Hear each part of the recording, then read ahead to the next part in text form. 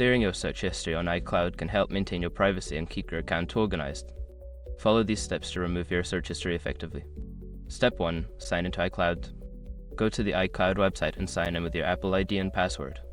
Make sure you are using the correct credentials associated with your account. Step 2. Access account settings. Once logged in, navigate to the account settings. Look for an option that says Account Settings with settings to manage your iCloud data.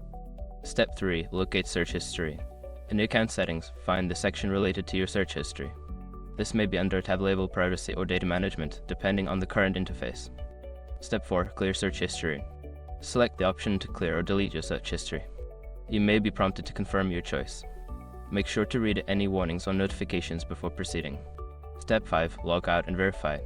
After clearing your search history, log out of your iCloud account.